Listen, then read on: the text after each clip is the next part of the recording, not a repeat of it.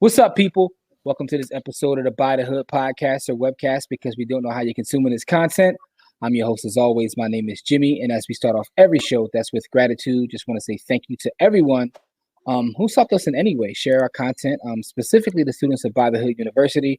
Just want to say thank you and give you guys a special shout out. But our platform, as always, is designed to highlight brothers and sisters who are doing positive work in the community, who are building amazing things. But before we get into that, my brother Corey is here with me. Corey, what's up, brother? What's Corey, going on? Yeah, I'm sorry about that. What's going on, y'all? Glad to be alive. Every day above ground is a good day. Okay, yes, sir. So with that being said, this episode is something I've been looking forward to because we have with us someone who's doing amazing work out there. We have Talisha Shine, who is an expert, right? An expert in cryptocurrency, which is, something I love to talk about, but she co-founded the Black Blockchain Consultants. So we're going to talk to her about her work, about crypto and a little bit about everything that she's got going on. But Talisha, how are you? I'm well. How are you? Thank you for having me. Oh, this is amazing. Listen, I'm looking forward to this conversation because I know you have a wealth of knowledge just based upon the conversations that, we had in our webinar. But before we get into your actual work with the Black Blockchain Consultants, can you tell us about yourself? Like, where were you born, raised? I'm a Pittsburgh, Pennsylvania girl, so I'm Steelers all the way, Steeler Nation. Yes, I was there for all the championships, so that'll tell you how old I am. And so I think that has shaped me as a person, and just moving through that ecosystem has really have worked for me well. I was a chemical and mechanical engineering major at first, but that was 1990. So everybody was trying to be an engineer. I liked it, but didn't like it enough to continue. So I went back to school to get a computer information and science degree and then an MBA, just kind of moving through because that's what we're told to do.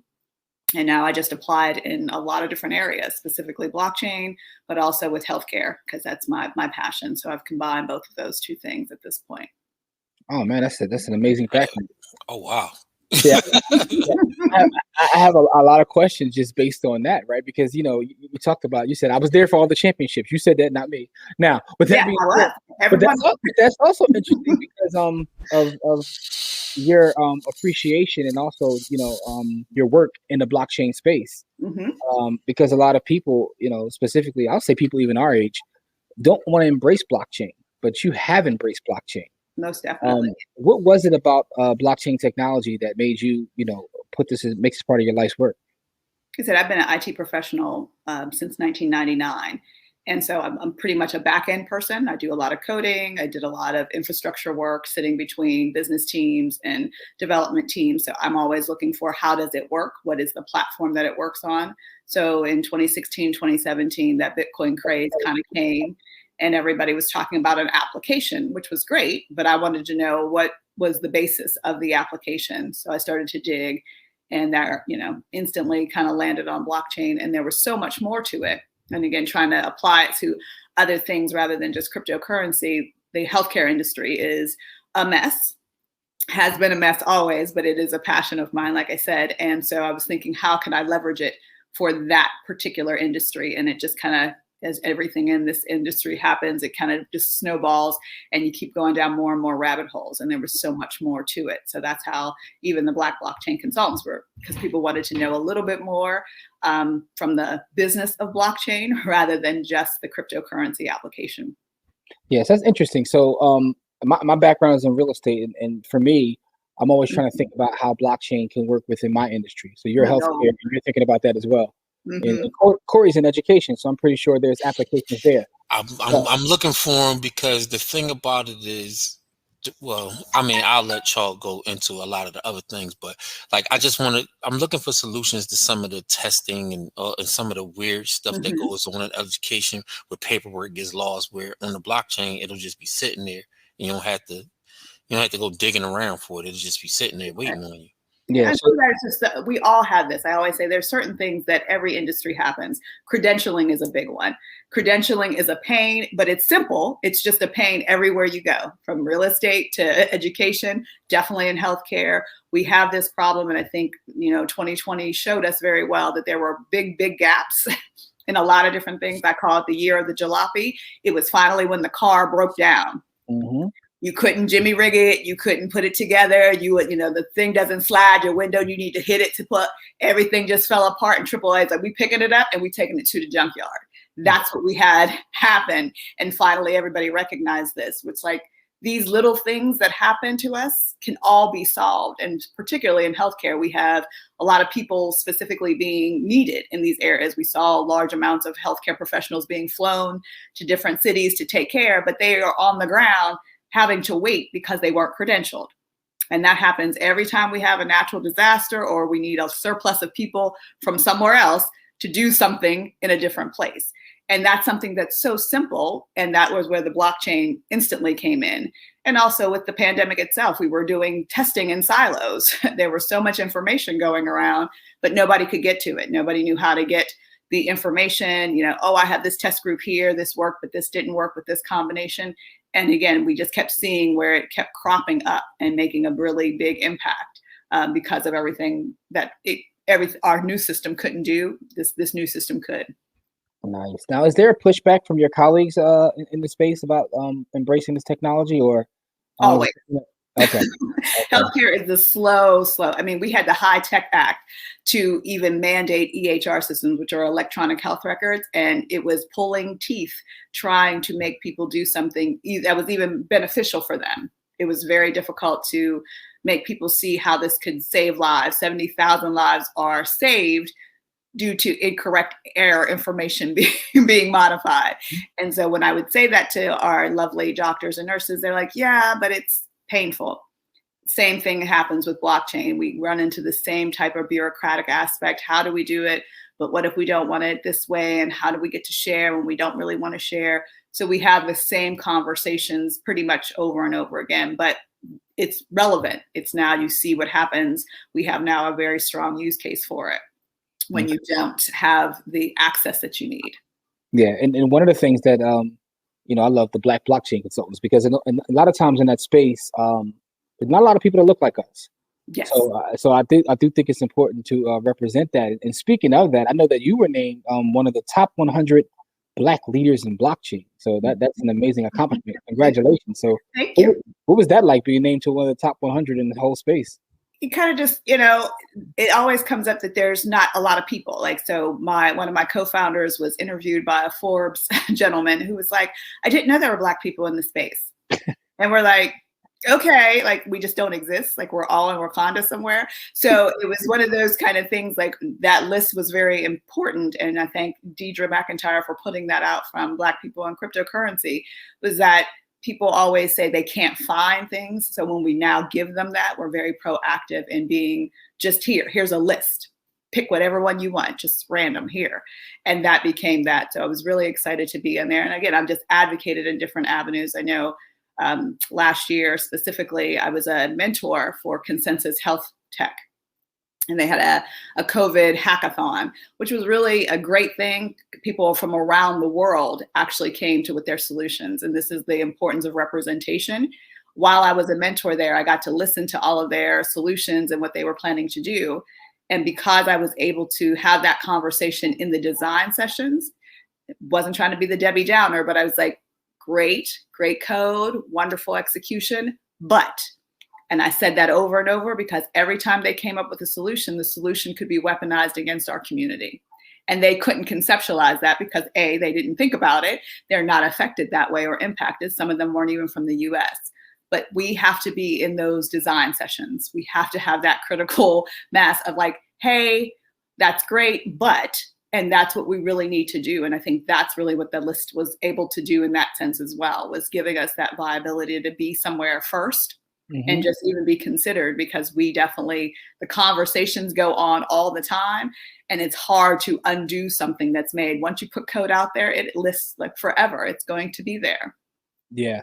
And that's interesting that you say that because a lot of times people like to talk about Bitcoin. Mm-hmm. I mentioned that. People like to talk about whatever new meme coin that people are chasing at the time. But the thing that intrigues me about the space is just how powerful it is. It's a lot bigger than a specific coin. Yes, most definitely. Yeah, when you that's really one attribute I always say, because it's an application. Blockchain has 5 pillars. If you don't have all 5, you don't have a blockchain. You have some semblance of it. So we need that distribution. We need decentralization, immutability, tokenization. We all have those things. This is what we're building here. And all these systems require that. And I think people don't even recognize when they're chasing these coins, what the platform that's even on, what does it do? How does it operate? What is it going to be used in another capacity for? They have no clue. And that becomes the issue, I think, specifically with the meme coins being promoted. It's just I always call it a lottery game that everybody's playing, when the seriousness of just like playing on the internet before, when we had AOL and chat rooms. It's the same kind of thing. It's familiarity, but at the same time, you have to get serious, because you can lose a lot of your money and time with these kind of pursuits. Yeah, like I just had like a realization, not a realization, I've already known, but the more you dig into the space, the more I recognize the power of decentralization itself. Mm-hmm. It's that one aspect of it. And I don't think let's put it this way, the people I come across don't even recognize. No idea. Well, it's not something that you're taught. You don't know what decentralization means. Most people are like, is it the opposite of centralization? They don't even know what centralization means. So it's like I'm a semantic buff. So yeah, I'm going to correct you each and every time. I'm the person who says big B is the network, little b is the currency. I like the semantics, because semantics get you further, and you can make a mistake. Specifically in healthcare, one little thing can make this a big difference. So that's what happens, is decentralization is crucial in what we're trying to do. And so when, again, chasing coins, you're not recognizing that particular aspect of it. You don't even know to ask that question. So that's why it's hard when people are just jumping on board. They're not doing any due diligence. They're just going on like, hey, just pick it up. And it's like, that's not really going to help you any. Yeah, really I work for our federal government, so I understand centralization and decentralization very well. Thank you. Yeah, but something that you talked about in terms of how it affects us and being in those spaces. This is what I mean about like blockchain being bigger than just a coin. One of the things that I've come to realize is how blockchain as a technology can help Black people. Mm-hmm. And can you speak to that, though, just a little bit about how you can see this technology helping our folks? I think it gives us the ability to truly have a conversation and be less than consumers at this point. I think we've gone through, Web 1.0, which just made us participants. We got there and we're like, oh, okay, we can get on. That's the AOL, put the disk in. Web 2.0 made us kind of creators in that sense. Now we got to be able to participate, put out our content and do the things that we did, but there was still no reciprocity.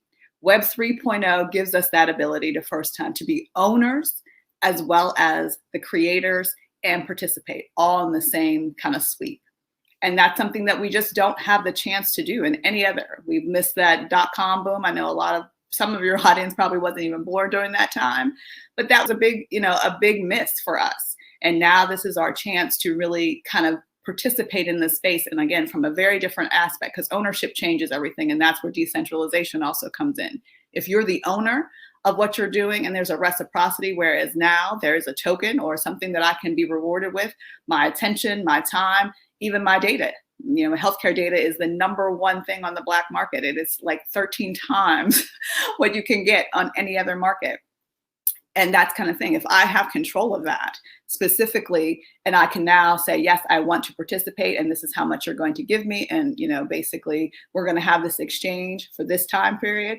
That changes our whole entire game. And I think that's where people need to recognize that that's the power rather than just chasing the next dog coin out there. Yeah. So let's talk a little bit about the Black blockchain consultants. How did that actually come to be? You told us about, your schooling and working in technology and healthcare. Mm-hmm. How did the actual Black blockchain consultants come to be, I think? I think it was, again, late 2016, early 2017. There was just a group of us wanting to have that conversation. And it was a great conversation about Bitcoin. Everybody was, hyped about it. But there was just a few of us that are like, what else? What else is out there? And then, again, there's a lot of people who don't want to always talk about money, but how to make money. And that's where we kind of just started up a general meetup, and it grew from about 10 to 12 to 20 people, then 60 people, and then on and on. And so we kind of put together, a strategy, which we were going to educate people about blockchain. Instead of just telling you about the latest and greatest coin, we were truly going to show you what the technology was capable of, but from a business perspective, not from a heavy tech perspective. I would say no one wants to know about Wi-Fi. They just want the password. That's the same thing with blockchain. You don't need to know all about it. You need to know some aspects, but you really need to know how it works. And that's where the reskilling comes in. And that was something that, my co-founders were really important to them. One of them was a teacher, others a business plan writer, an HR professional, and an industry professional as well, that we all wanted to understand how to move people from where they are to the next step. And that's, again, how to transition more so than just brand new learning, just like, okay, just thrust you into a new space, take what you have and use it in this Web 3.0. And that was kind of how we started. And it just kind of grew into this kind of behemoth thing where we, put on conferences. We definitely try to give people practicums, on-hand experience with certain things. So we partnered with Simba Chain in 2020 as well to give people smart contract. I would say you learn better when you're a vocational learner. I think Mr. Corey can attest to that. When you have your hands on it, it makes it much more sense. Heck yeah. Heck yes. Yeah, it's just one of those things, So, and like smart contracts are no different. It's like, let's see the logic. You don't really need to see the code, but you do need to see that front end piece of how things work together, put the Legos together, and then you can build whatever you want. And those are those kind of opportunities that we gave individuals in our group. And we still kind of have a community that supports people, wanting to see, how do I get in? What's a good entry point? How do I leverage the skills that I have? I'm thinking about it, but I just don't know where to find. So we kind of guide and help and ultimately educate individuals with, how to use this space to their advantage. Nice. So as someone who's expert in the space, what projects intrigue you? Not necessarily from an investment standpoint, but just from from the project standpoint. What projects do you look at and then say, okay, there's something there?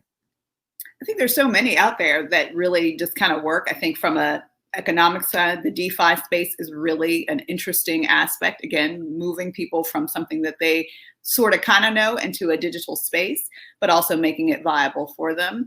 I definitely think our healthcare industry is just booming with new and innovative products that are coming out, and a lot of people are leveraging them. Specifically, I work with health tech.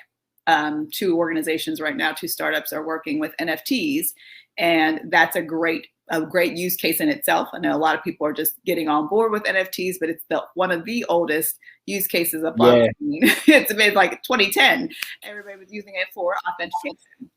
And that's what we really need it for, specifically in the healthcare space, having that ability to, again, maneuver data and information that needs to be heavily secured and authenticated, but moving it much more succinctly and more swiftly through some of these systems is where the NFT comes into. So I think those are the greatest ones that I see.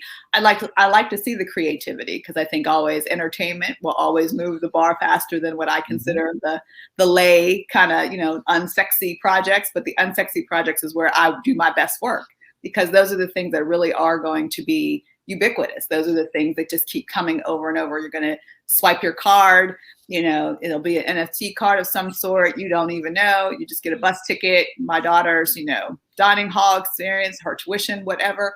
Those are those kind of things that we will see. And those will be those really what I consider those pillars and those anchors to using the technology for what it's used. And again, no one will know what's behind it. You'll just use it as you are today. Yeah. That's absolutely true. So I was thinking about this too. Something you said about like Wi-Fi. No one wants to know how it works. They just want the password. I'm kind of thinking about this in terms of the crypto space. Like, will we end up with just bigger centralized entities running the space because people don't want to care about how things work? They just want to know that it works. So entities like a Coinbase or just different. Because again, you don't have to know how it works. I know I can put my credit card on here. I can go here and I can use it. So that's kind of like what I'm wondering how this whole thing plays out. Will people just, work with the entity that's, kind of centralized themselves? Like, one thing is people like to be told what to do. I mean, just to be completely honest, people like to be told what to do. People don't want control of their own life because then you have to be in control of it, right? So that's why centralized banks became so important in the first place. It's because people didn't want the responsibility. And so with crypto comes a lot of responsibility, because you become responsible for your own information, for protecting that information, and for, keeping that information, whatever, however you do it. And so a lot of people don't want that responsibility. That's what they think the government is there for. And so that's why you haven't had mass adoption yet, because a lot of people don't want the responsibility of being, nobody wants to be a responsibility of being your own bank. If somebody steals their money, they want somebody to give it back to them. Yeah. Right. You know what I mean? Like, so, I agree. so like nobody. And so, it gets a lot, especially when you don't understand the technology, right? And so, like, if you swipe your Visa in a store and someone steals your information and they steal your money, Visa will give you your money back, right? But if you swipe your crypto card and somebody steals some Bitcoin from you, nobody's giving you that money back, because Bitcoin doesn't have an owner. And so nobody wants that responsibility. And so that's part of the reason why mass adoption hasn't happened a lot faster. So you believe that that was kind of my question, like what would ever happen because of that actual fact that. Yeah. And I'll give an example. Again, this is where I think I have a generational issue. My mother is a little bit older than I am. My daughter is 30 years younger than me. So I have a digital native that wants to swipe everywhere. She hates money. She doesn't like coins. She wants to use it everywhere. And she just loves her PIN and her password. She's good to go. My mother can't remember, doesn't think, she's going to hit the button and she's going to blow up the world somehow. So what happens in these kind of situations? Yeah, she's like, if I touch it, is it going to? Nope, it's not. But this is where I think this is kind of where the Gen Xers play the biggest role in adoption, is getting people to see how it works for them. That's the first thing. Not all technology, as I tell people, is for everybody. I code, that doesn't mean that everybody uses a computer to code. That's half the world, right? So I think these are the kinds of things that when we talk about adoption, we really need to talk about how people are going to utilize it, what makes it simple for them. And that's where the decentralization. Now we have an understanding of what happens when we have one system, but now we're moving into what happens when we have a new one. And you have to, again, incentivize people. We didn't have, you didn't have your email before, but you learned to use it. Man, you learn to use your passwords and your pins and all of those things. So it's just kind of the same aspect, is that we have to have, we're very much well with the digital natives who know what to do and how to do that, but we teach them responsibility. We're now on the other side, that generation that is kind of hesitant to it and really does need that hand holding. We're there to teach them. And that's really the job. And that's, again, where our community needs to come full force. We cannot be siloed, and even ourselves. It may work for you. You have to make it work for everybody else. And so that's the part. I have a friend that says that there will not be mass adoption until sex workers and drug dealers can use it. Well, they can't. See, blockchain has been used in those industries before. So they're already I know that because I know that sex work is always at the forefront of all technology, right? Because because how sex work is looked at in our society, they have to get out in front, or they're going to, they'll get penalized and punished. Yeah, and so they've been using blockchain for a whole host of things without, they've been using cryptocurrencies. And it's amazing what has happened in that. Yeah. And again, and people forget that this is not just a U.S. thing. This is where we all over the world. Global, this is where global interaction comes. A Bitcoin is a Bitcoin here in Argentina, in Botswana. It's a Bitcoin, and that makes it very much more viable for us to be utilizing. And I think, again, our community really has a lot of different things going on in it. And some of these things really are broached in a delicate way, in the sense that, yes, we all know we have these things going on, but collectively there are some solutions, and we have to make that choice to say, yes, I'm going to do this. And yes, it's going to take some learning. It's always a learning curve. I always say, when I taught my mother how to use email and her iPad, she huffed and fussed and cussed and hollered. But now she's like, oh, can I just email you? Now she's all with it. That's what happens. And we have to take the time. And I think people just want to just do it. And we are not Nike. We're not just going to do it. We need some help. We're going to have to step through it.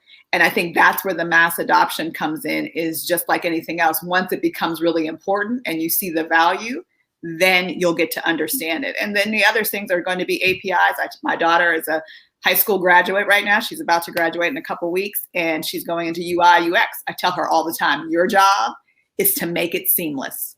That's what that's her whole job. Like, whatever you do, whatever you're making, make it seamless and make sure that everybody understands, because transparency is one of those clear things, but also just that I can do it. Can I make sense of this by being onboarded through the product? I love products that take me through it while I'm doing it. I'm like, that's your job. That is your main goal with everything you build now. Even if it's artistic and pretty, it has to be functional, and it has to take me step by step by step. That's how you get to mass adoption. Yeah. So, as a teacher, I like the way that you just did that, because, you have to make it so that the lay person can do it, right? Yes. So if there's no mass adoption without lay people. And so, it's useless. That's why I said, I remember having to put in all the, the letters and the characters for a URL before there were regular URLs. And it wasn't cute. I remember punch cards. So that tells you how long ago. Oh, man. Yes, man. That's what I'm saying. I got you. So that was not cute. Nobody wanted to do that, and nobody was going to do that. So it became, yes, let's have something that makes sense, something that I can just type in, that's a sentence, that's a word, that's what's going to work. And we had that. And so we have history. And I think this is where we really need to leverage our history to show our digital divide has happened. And we know where those pitfalls are. We have a full grasp of where we made our little missteps, our mistakes, and how to rectify them. So all we need to do is apply that knowledge to what we're doing now and understand where we're going and just have a plan. This is the first time that we can say, I know what's coming, because we've been told what's coming and we can see it on the horizon. It's not that far. It's not like this is rocket science. I'm glad you said that. Yeah. Hold on, Jim. There's 3 things in my lifetime that remind me of the things that you just talked about. One is the internet, right? Mm-hmm. Like, the internet went through phases, and you just couldn't, people just couldn't understand it at the beginning, right? Music, right? From 8 tracks to the wax to, to digital, and then ATMs is the other thing, right? Nobody wanted to use an ATM. What is we used to call them Mac machines. That's how Mac. Yeah, no, Mac machine. Listen, I say ATM now, but I grew up saying Mac machine, because even though Mac was the brand name. Exactly. But everyone wasn't a Mac machine, but Mac was the brand name. And so my mom still says Mac machine. So so I get it. Right. So I get it 1,000%. And so that it all those 3 things remind me about what you say. Once the ease of use became, because people were, trying to download digital music and burn CDs and things of that nature. And so that changed the whole nature of music. And the same thing with the internet. Once people were able to just type in a simple URL and go from one space to another space, where you didn't have to slide a disk in to, I remember getting, you had to order your internet and get a disk and wait and then stick it in your computer and then upload. That's why the telephone line. Hold on, but see, also it's not the ease of use. Also, it's the security, and I think this is the beauty of blockchain. It has that embedded into it. It is one of the automatically products that is encrypted on its nature. There is no other security level. You can add it if you want to be extra, but it's already there. And once you have the understanding that this is secure, I don't need to trust you. I need to trust the technology, which is pretty much, that's better than me trusting you. And it's easy to use. That's a win-win combination. We can do something on that. And I'm glad you said that about it's going to happen. You could see it happening, because I found myself recently working in a real estate transaction. I found myself talking to every actor along the way about, you need to be studying blockchain. It's almost like I know I'm annoying people, because I'm like an evangelist, but I see what's going to happen, and I know how it's going to affect our people. I remember telling the general contractor in terms of having his paperwork submitted, and I was telling him this can be done on a blockchain a lot more efficient. Talking to the mortgage broker about the parts of their job that could be done on a blockchain, the title company, looking up the title of a property. They need real help because they're the people who are going to be removed. Exactly. So It's like, I like to talk to people who, this is good for you, but there's people that you need to talk to because it's like your job is being replaced. Like easily. Yellow pages, like you don't go to Yellow Pages, you don't do certain things anymore.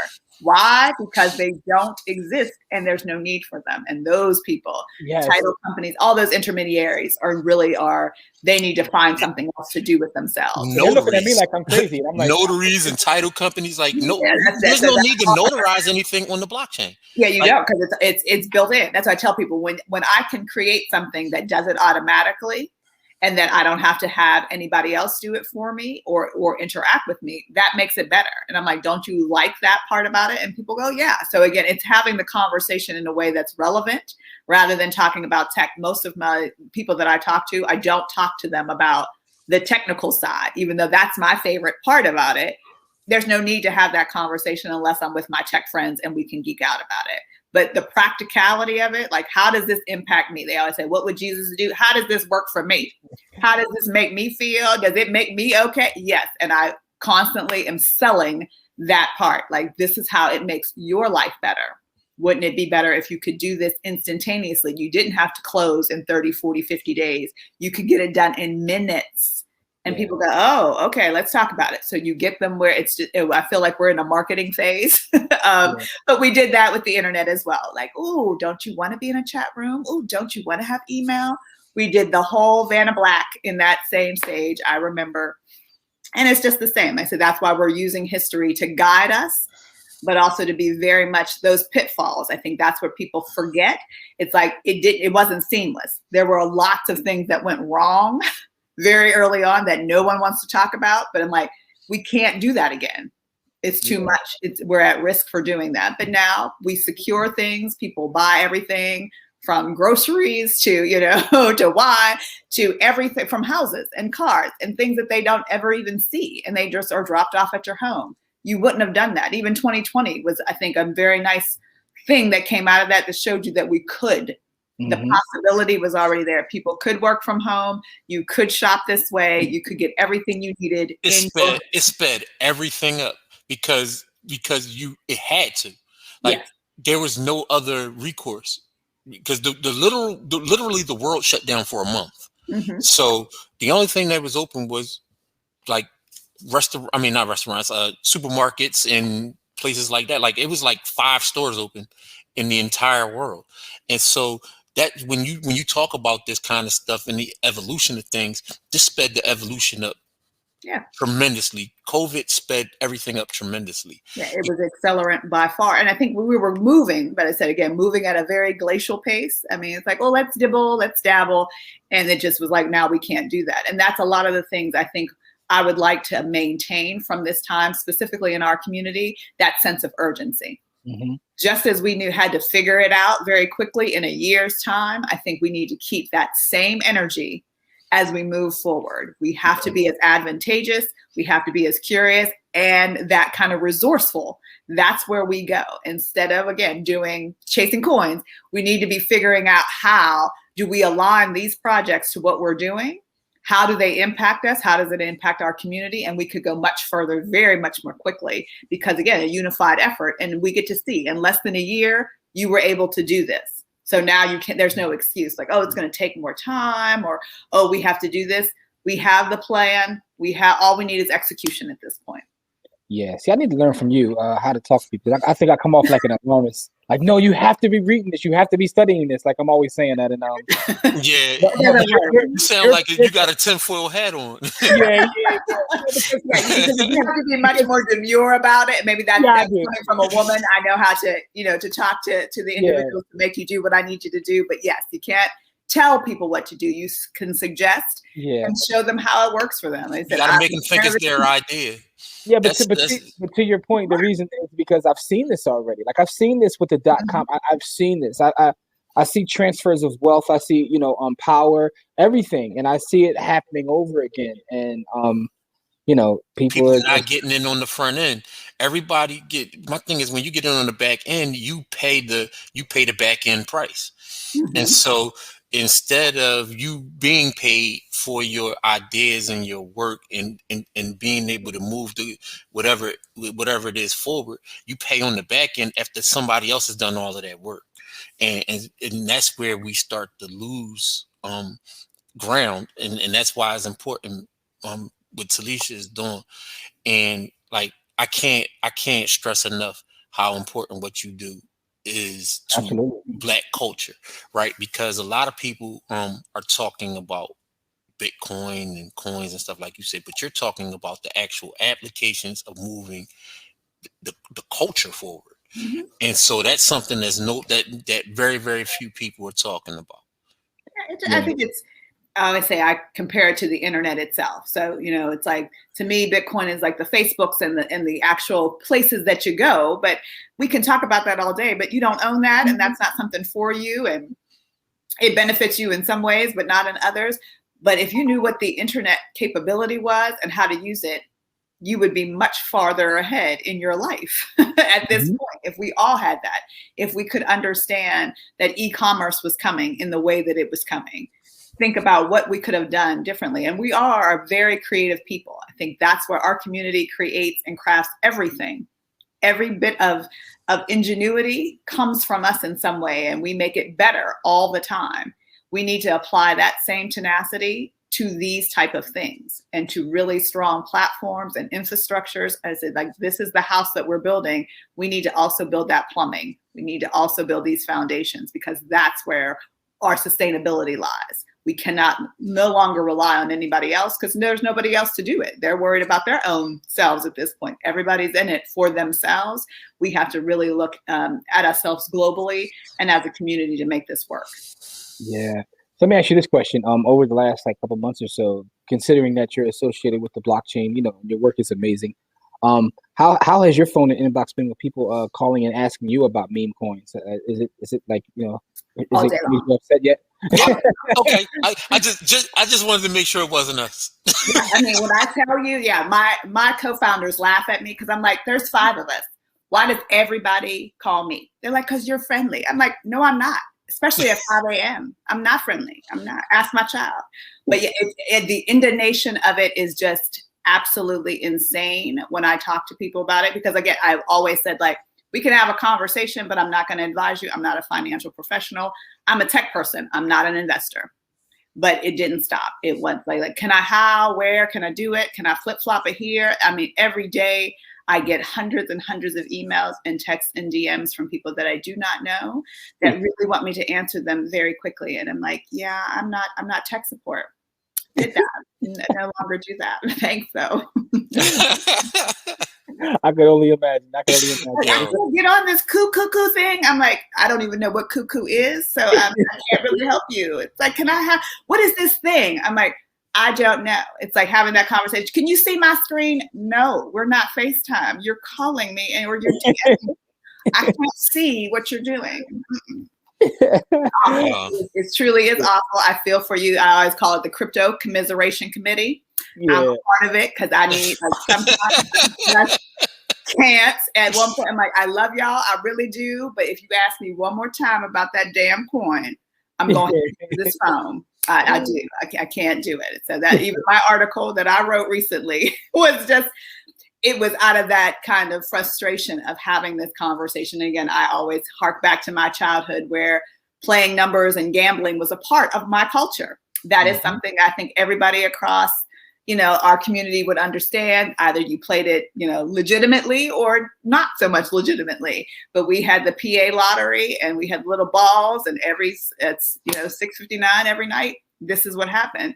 But it also compare and contrast to game shows. And I think that's one of those things where game show contestants are informed. They have to study. They have to understand things, even if it's The Price is Right or Jeopardy. You had to study and be knowledgeable. And that's all that I ask people to do. Do some due diligence before you come and ask questions. Just don't, just tell me what to do. I cannot tell you what to do. You see, you're a lot nicer than me. My calls have went down dramatically because I have one statement, And that statement has stopped people from calling me, which is, if you have to ask me, you don't know enough about it to buy it. Yeah, I've tried to be a little bit nicer. Like, I try to say, like, I ask my daughter, you ask me a question, I kind of help you find the answer. I call it my Jerry Maguire. Help me help you. If you ask me a question, I'm going to give you a resource that you can go not only find the answer, but find some auxiliary stuff along the way. And if you then have some more questions, now we can have a conversation. But this ask answer, I don't do that. We're not playing this game. And it's very difficult when, like I said, I'm getting DM'd every minute of every day. Like, just tell me what to buy. And it's like, that's not how, I'm a grown woman. You don't talk to me like crazy. That's funny. Yeah, I did the ask answer. I just didn't give them the answer that they wanted.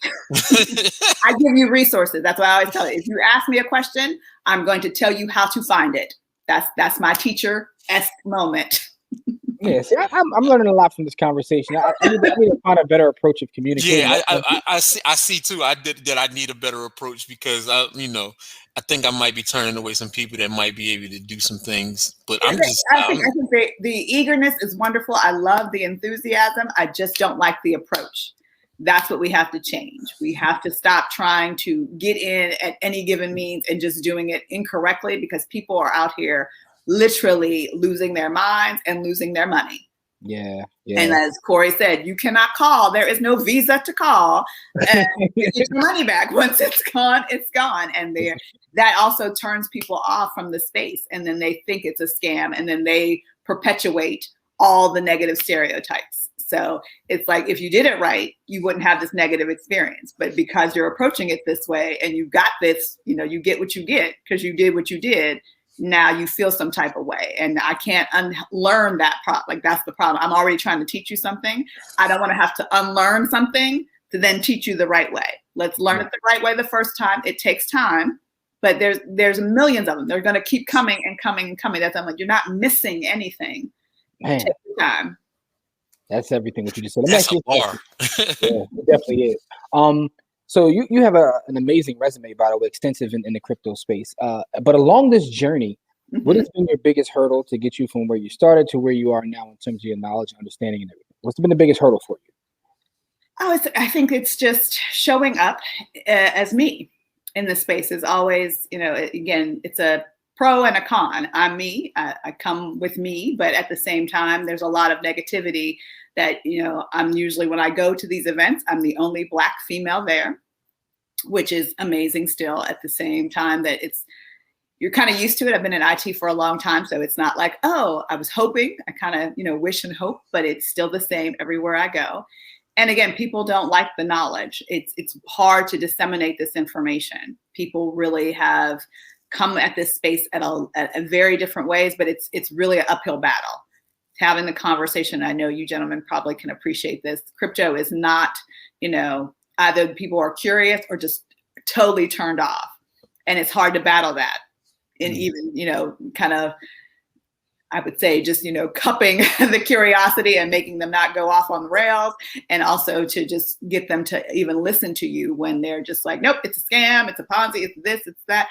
These are the kind of things. So I think those are the hardest things. But if you show up every day, which I've shown up since 2016, and I continue to do so, I think that's the only difference that I can make is by showing up and giving the same information all the time. Nice. Let me ask you this question. It's actually a two-part question. I want to know what is your favorite book or book that's inspired you? But the second part of it is also, what's a good book within the blockchain space? Because the first book may not be a blockchain or crypto book. So what's your favorite crypto book and what's your favorite book overall? It might be the same thing, maybe not. Yeah, well, the book that I call the Bible is The Real Business of Blockchain. That book, I suggest anybody specifically who wants to understand business related information. And again, I think the tech is always going to be there. This is kind of my spiel that I always tell people. Tech is going to always supersede everything we're doing because people like tech. The tinkers are going to tinker. They've made this, and nothing new is about blockchain. All the encryption, all the things that we've done has already been here, and we've just now bundled it in a new way. But the business models have to change. We now have to come up with business models that have never been thought of before. And that's where we need the creativity the most, because right now the tech will be the plug and play. We'll figure it out, but you got to tell me what you want it to do. And most people can't do that. We're not trying to digitize and just move from one old thing to a new thing. We need to sunset the old and come up with something brand new. And that's the real business of blockchain is by far the book that will tell you how and why to do it. So that's my ultimate. I think that's, like I said, I reference that book every single day because it's the best book. There's so many others, like I said, that'll teach you. I think, Isaiah Jackson's book, Black America, Bitcoin and Black America, is a great book for financial literacy, for you to understand what the impact could be from the digitization of this and going into digital assets and cryptocurrencies. My favorite book of all time is Lessons in Living by Susan L. Taylor, who was the former editor of Essence. Just a great book about life. Nice. That's like just a great lessons in living, because there are so many and you have to take them. I think that's what happens. You just don't live life. You also need to learn from it. Yeah. It's talk about technology, right? I've never read the real business of blockchain. I've read Isaiah's book. He's actually been on here, Bitcoin Zay, but I haven't read the real business of blockchain. Highly recommend it. Like, you said it, I've already ordered. That's the power of technology. I said, oh, I never read that. That book right there. I was like, every minute I was like, oh yes, because I've said some of those things, and it's so nice to feel like you understand like the potential, and then these individuals are coming at it from just a very much, I would say, an executive and entrepreneurial standpoint, and also a C-suite level. So they're talking about how do businesses. And I think that's, again, something that we really need. Black people need to think of ourselves as businesses. We are all business entities that need to collaborate. I would elaborate on that. I think that right there is a message. She said Black people need to look at themselves as businesses, right? They need to collaborate. Yeah, I'm just saying we need to be a consortium of businesses. That's what we need to do. And if we treat ourselves that way, our communities will instantly see that growth, because it's exponential. As soon as you think, and you and I, it's three of us here, now we have three businesses. And I have something that you need, and we can now collaborate. We can now, you're a vendor of me at this point. All these things can happen, and that's what we need to think of. But I think we don't think of ourselves as businesses. We think of ourselves as consumers, or we're just trying to make it. And that part has definitely done us a disservice, because we are enterprises, and we need to treat ourselves that way, and therefore extend that to our communities. Man, that was powerful right there. I love that. Yeah, it was. But people not trying to hear that though, right? I know, you are. You just think about, you raise your household. I always say, look at your households. We are really doing this each and every day, trying to make it work for our household. That's a business. You may not know that, but you're running your business very well, getting the kids off to school, getting them their, dinner, making sure the house is clean, making sure you get to the activities. You've all done business things. Again, that's just that we're just not told that. We're not hearing it in that way. And so I feel like if we tell each other, those are business operations. You know who she sounds like? She sounds like Akil. Like, you have to market you changing the way math. Changing the way that people view math. She's doing the same thing in blockchain, like and viewing and how people view things that seem mundane. Like that. What she said just reminds me a lot of what Akil talks about a lot. Yeah, you need to talk to Akil Parker. I would love to. But he's a black mathematician. He's a black mathematician, but he talks about. I love that, because I'm a math and science girl, so it makes sense. but one of his things is how math is marketed to our community. He thinks that it's not marketed the correct way, and that's one of his. I agree 100%, because I tell everyone that I've ever grown up with, math is everything that you do. My mother is a wonderful baker. I tell her she's good at metrics and physics, because you have to. Baking is a science. My dad used to be a bus driver. I'm like, you do one of the wonderful things with geometry. To swing that bus around Pennsylvania corners in Pittsburgh, those streets are very narrow, and they're brick streets. That physics and that geometry was precise, and he did that for 20 years. It's in everything we do, and we need to stop thinking of math as this thing. It needs to be just an everyday thing, as walking and talking and breathing. You do math every day. Were you ever a teacher before? No, but I love my teachers. No, the way you break things down is just like, it makes it easy. Yeah. Like the way you just said that, I had a lot of teacher vibes. Like, that's amazing though. Let me ask you this question. What does the future look like for you? The Black, blockchain. So what does it look like for you, as well as your organization and yourself? What are some of the things you're trying to do moving forward? well, we're on a hiatus at this point, but they're all doing different projects. So you probably heard of the 10K project, which has two of my co-founders in there. And I just think the future is really about still continuing the mission of education. We're just doing it in a different way. So we have a Discord channel where we still have our community to help out. I am actually doing more consulting at this point because I think that's where people have really kind of asked me to like explain this, as you say, explain it to me and make it relevant for me. So that's what I'm doing at this point, specifically with some startups. How does blockchain fit? Because everybody doesn't need a blockchain just to have one. And we need to have that conversation as well, just because it's necessary. And I think that's where we're going to be heading towards, and having these kind of dialogues of just anywhere, helping other communities do the same thing. And I always say we're businesses, so we're going to continue the work that we do and see what else, who partners that we can actually partner with to make this even bigger, because the consortium is where it's at. Absolutely. Listen, you would have been an amazing teacher, because the way you break things down, like I've learned during this talk, but I need to learn how to talk to people better. So thank you. It's the old mama thing. I think that's also, I have a wonderful daughter who is very headstrong. And so it's like, okay, let me not hurt you. Let me just help you. Still got the black mama. Yeah, I got to change that. You know, you do the woo-saw. Sometimes the woo-saw, it's like, I have to talk to myself now so that I don't go to prison. I get it. Oh man. So listen, I just want to say thank you for your time. This has been an amazing talk. I learned a lot.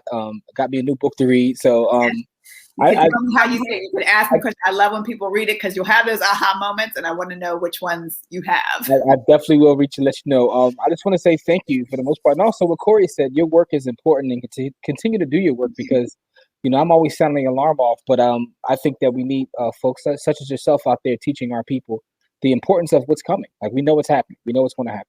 Yes, I think they're listening, and now we just have to make them hear.